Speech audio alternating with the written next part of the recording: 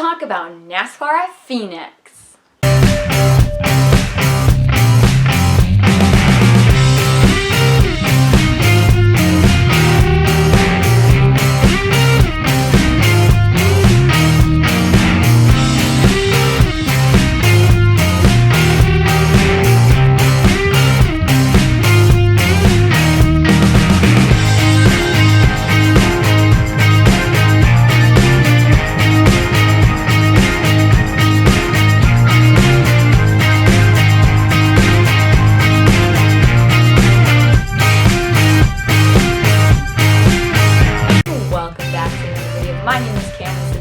Today we will be talking about NASCAR at Phoenix. Guys, I have one thing to ask before we start this video.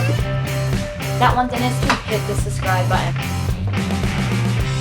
We are all 4 subscribers away from hitting the big 50. I'm so excited for that day because we won't hit 50 subscribers.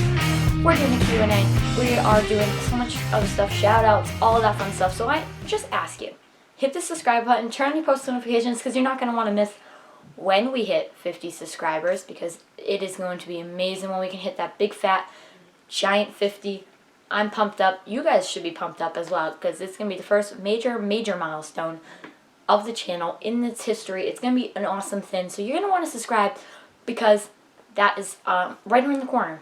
Hopefully right around the corner. Anyway, guys, today we just saw a pretty awesome race at Phoenix, and I think we really should talk about it in depth. Look at the big storylines. Martin Truex Jr. took home the victory today. So I have a few things I want to talk about before we get into the race results, before we get into winner spotlight, as always. So let me just quickly give you what's coming up. I'm going to talk about Kyle Busch and SHR as a whole today. Kyle Busch is not in SHR, but I'm going to talk about SHR as well. Who's looking good to start the season so far? We'll talk about that as well. The results, winner spotlight, and of course I'm going to hit the gas or hit the brakes on this race. So let's get into it. Let's talk about Kyle Busch for a second. He was one of the storylines of today's race, I think, because of the way he ran last week at Las Vegas. He seemed to have momentum his way. He seemed to be running much more Kyle Bushy to me, right? He was running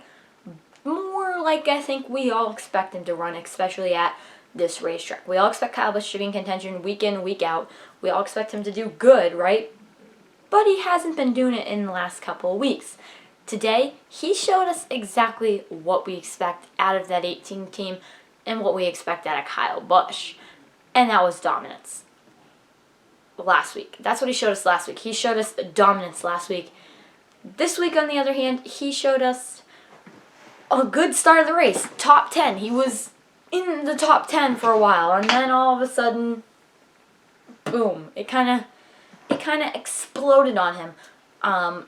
Towards the end of that, he got a penalty, which really started it with his.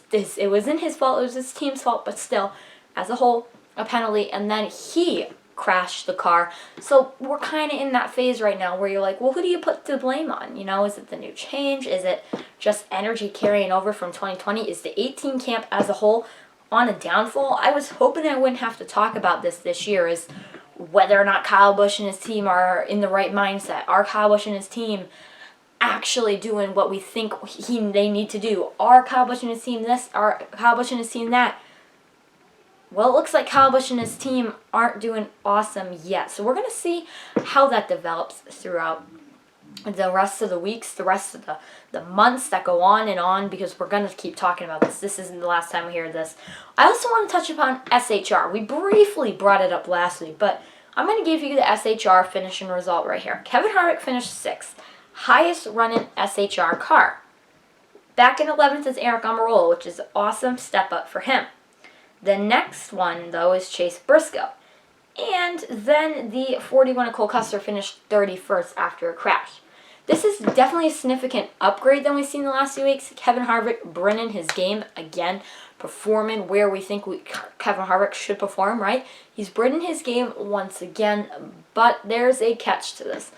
Eric Almirola brought his game today, too, which is good to see. We haven't really been seeing Eric Almirola there, but I'm not going to say that SHR is running well yet, because look at where Chase Briscoe is. Sure, Chase Briscoe's a rookie, and I'm going to give him a break here, look where Cole Custer is. Look where, some of these other guys are. Cole Custer got an unlucky thin there because of Bubba Wallace. Really just wrecked him out, honestly. So SHR got a little unlucky there, but I still think this team is in a little bit of a slump here, and they need to get out of it. After watching today's race, it kind of proved to me my theory that SHR is in a slump. SHR needs to get out of that slump, and in order to do that, they're going to need to get better. And I mean, I know this sounds like what you hear all the time is, yeah, they need to get better. Duh, they need to get better, right? But are they in the right mindset? Is SHR doing something wrong, or are they doing something right? Because you had 2 cars that ran good today, you had 2 cars that ran bad, and then in weeks past, you've had all 4 cars running bad. This is the first real time I've seen Kevin Harvick put a good race together. So that's something we're going to have to talk about as well as we go on. And that leads me into my next thing I want to talk about. We're 5 races into the season, 5 different winners, which is going to play a factor into it. So let's take a look kind of at who's running good right now. Which are the teams that I think are powerhouse teams to start the season? And my powerhouse team, the team that I think is number 1 out of all the teams right now, is Penske. And I know in the broadcast everyone's saying that Hendrick is my number 1. Hendrick should be the number 1. But I think Penske's putting together better races. All 3 of their cars ran well today. Brad Keselowski started in the pole, and he stood there because Brad Keselowski got a 4th place finish. Then you got the 12 car of Ryan Blaney. He got a top 10 today, and the 22 finished 2nd. So all 3 of their cars in the top 10.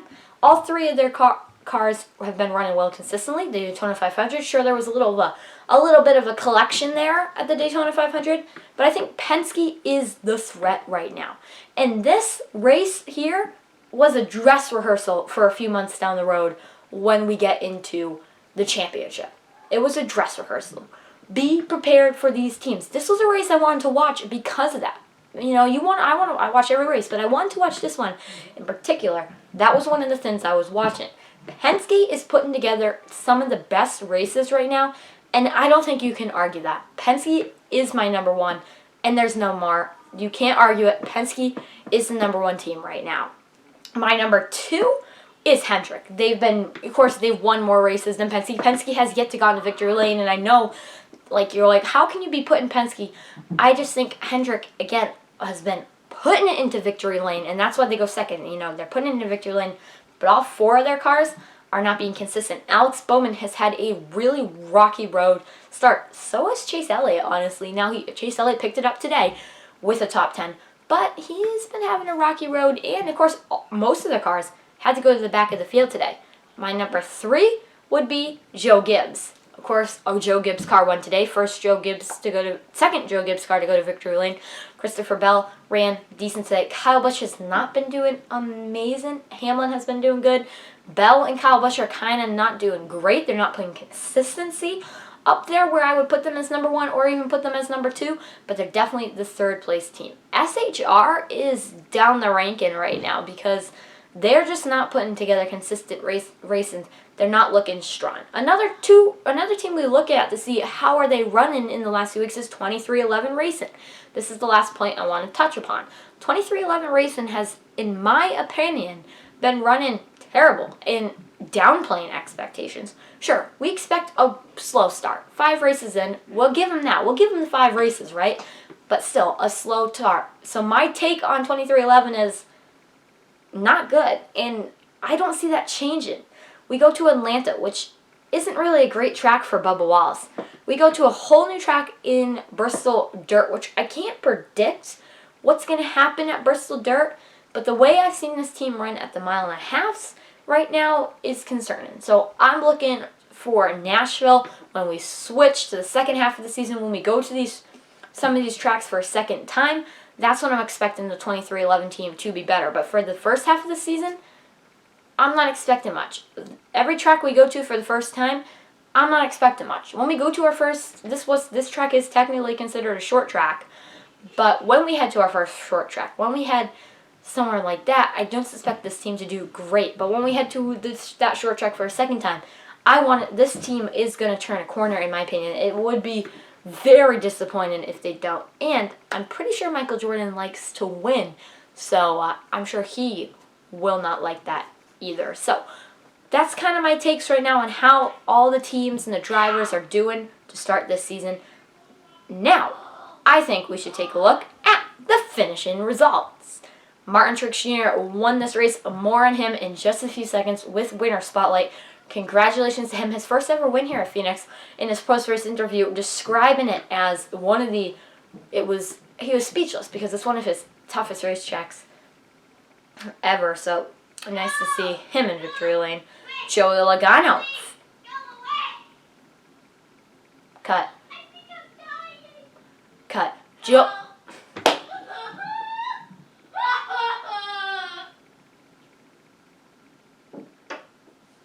Joey Logano finishes in second place, just behind, and Joey Logano was dominating portions of this race. When I mean dominating, I mean he was out front for a lot of this race and kind of blew it with the pit strategy.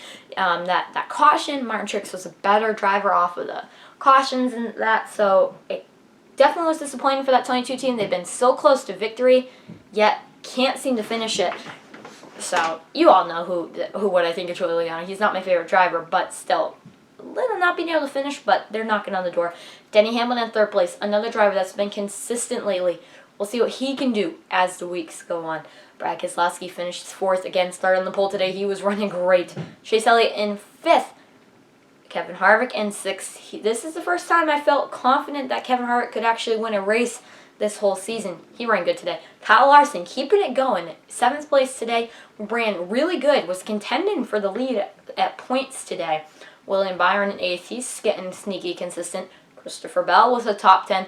Ryan Blaney in 10th. Eric Almirola in 11th. I'm going to give him that. Ricky Stenhouse in 12th. Alex Bowman in 13th. The struggles continue for Alex Bowman, but 13th is not that bad considering they did have a spin early on in the race.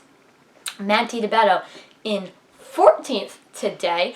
That driver was running top 10 for most of the first stage. We've been criticizing Matt DiBetto, but he's turning it around with a top 15. Kurt Busch in 15th. Bubba Wallace was a top 20. You know, I just said what I thought about 23-11 racing, and we go back to Phoenix for the championship. So we really I don't know if we'll probably see him a big drastic change. But that team did get top 20 today. Bubba is making some mistakes in that car, actually wrecked. In my opinion, I think he wrecked Ross Chastain at the end of that race. I think it was just a mistake that he made, but top 20 for him and that team. It's one of their best finishes this year. Austin Dillon in 17th, Chris Buescher in 18th, and Ross Chastain in 19th. Eric Jones rounds out the top 20. Those are your top finishers, and I'll give you guys a second to soak them all in, and we'll transition in to Winners Spotlight. Welcome to Winners Spotlight. Welcome into Winners Spotlight, guys. First ever win for Martin Truex Jr. this season. He won Martinsville last year, and I think that's the only race he won last year. It was a rocky season last year for the 78, but former champion Joe Gibbs Racing, his team is very excited about this win because it comes early in the season, and I think this Martin Truex Jr. is giving me flashbacks of a Martin Truex Jr. we saw in 2018. A really good race car driver 2017 when he won the championship, and even in 2018 when he won 4 races, 2019 as well. It's kind of where I'm going here, but he's really reminding me of that 2017 Martin Truex Jr. dominating races, right? He got in the right place at the right time, dominating the race, and it started early in the season. Martin Truex Jr. didn't wait back in 2017. He didn't wait in 2019. He didn't wait in 2018 to win. He went out quickly. Those were some of his best years, and then, of course, we had to switch to Joe Gibbs, and he started off slow, but he's coming out pretty good right now. Martin Truex Jr. and that team have a pretty good foundation on it, and I think this is finally going to be the breakout year for them. How many wins am I thinking? I think 4 is a possibility. I hear the broadcast talking about, are we going to get 16 winners? And I think that's a possibility as well. We could easily end up with 16 winners on the point standings this year, 16 different winners. But I think that Martin Truex Jr. finally kind of returning to the normal winners that we're used to seeing each weekend. We kind of came back to that today, which is good to see. And yeah, I was happy about it. And we will see how it all kind of goes. But yeah, that's it for Winter Spotlight. There's not much to say, really. He's a good driver. He won. There's not really a shock around it. Normally these Winter Spotlights go on forever and forever, right? There's not really a shock on it, on this one. Congratulations to Martin Truex Jr. and his team. And yeah, here's for some more to come, right? I also want to touch on this whole Kyle Busch thing that I mentioned in the beginning of the video. Ross Chastain also turned Kyle Busch, if you guys do remember that. Kyle Busch not very happy about being spun out by Ross Chastain, vocal about that as well. So if I'm Ross Chastain, you know, towards the end of that race, I think over the radio or something, the broadcast mentioned it, that you don't want to mess with him. Don't mess with him today, right? Don't mess with Kyle Busch because of that incident back then. But that was the drama of the day. All right, let's hit the gas or hit the brakes on this race, shall we? You guys have the power of hitting the gas or hitting the brakes on your own. Down in those comments down below, you can hit the gas on this race. You can hit the brakes on this race. Let me know down in the comments what you are doing for this race. For me, this was an exciting race. Phoenix delivered a good product overall, and I think that, you know, this rules package that Phoenix has is good. There was, and the PG1, or, oh god, the traction compound is the better name, on the top groove, really came in quick. It was a storyline quick, and I think it provided good racing, and I think Phoenix needs to adapt that in all of their future races. That was very good. The rules package is on point here. Sure, there was times where the leader got ahead, but that's all right because towards the end of the race, it was really condensed. Nothing the 22 had on him. No really dramatic finishes yet this season after the Daytona 500, right? But still a good race overall. And I mean, first stage, racing, passing. Second stage, awesome. Third stage, all right. I'll give it that. Pit strategy came in late. And some teams made some terrible pit calls, I think, as well, which makes this race really interesting. I'm going to give this race, I'm going to hit the gas on this race. This was a great race, I think. And great. Did you catch that keyword? I give it an A-. This race was an exciting race mostly from start to finish. Not quite an A+, not quite an A, but it deserves an A-. I think it had decent excitement throughout the whole race, and we'll see if this rules package really does deliver a good product each week. It's the first time we've seen this rule package this season. We'll see it a few more times this year. We'll see if it can continue to deliver A-. And I hit the gas on this race. That's it for this video. I hope you all enjoyed it. If you did, hit that like button and subscribe. We're 4 away from 50. Turn on post notifications as well to get notified. We post videos 3 times a week. Tried to get this video out sooner for you guys. Hopefully you enjoyed it. I'll see you in the next one. Peace.